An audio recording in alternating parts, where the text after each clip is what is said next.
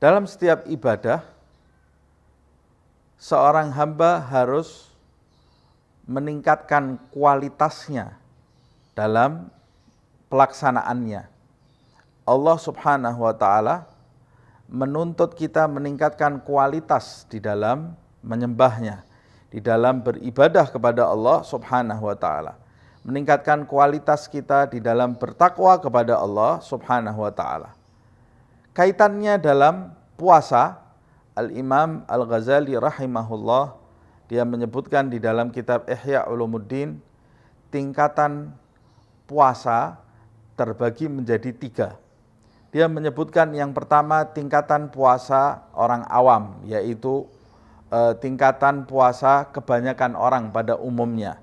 Tingkatan puasa orang awam, kata Imam Ghazali, mereka hanya berpuasa menahan diri mereka dari hal-hal yang membatalkan puasa mereka secara hukum fikih, yaitu menahan diri dari rasa lapar, rasa dahaga, dan hal-hal lain yang bisa membatalkan puasa mereka secara hukum fikih.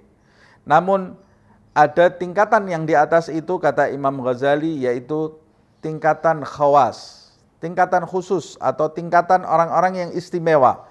Dia tidak sekedar berpuasa dari hal-hal yang bisa membatalkannya secara hukum fikih, tetapi dia berpuasa dari hal-hal yang membatalkan secara hukum fikih, plus dia mengejar esensi puasa itu, yaitu mempuasakan anggota badannya dari hal-hal yang tidak diridhai oleh Allah Subhanahu wa Ta'ala.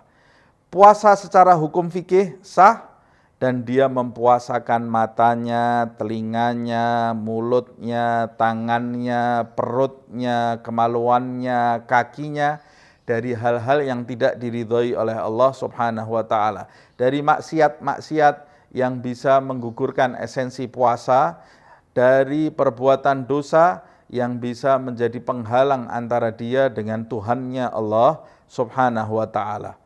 Kemudian tingkatan yang lebih tinggi lagi, kata Al-Imam Al-Ghazali, yaitu puasa khawasul khawas, puasa intisari orang-orang yang istimewa. Lebih khusus lagi, yaitu mereka orang-orang yang berpuasa sah secara hukum fikih, lalu mempuasakan anggota badan mereka dari hal-hal yang tidak diridhai Allah Subhanahu wa Ta'ala, lalu mereka mempuasakan hati mereka dari selain Allah Subhanahu wa Ta'ala. Mereka mengosongkan hati mereka dari selain Allah Subhanahu wa Ta'ala.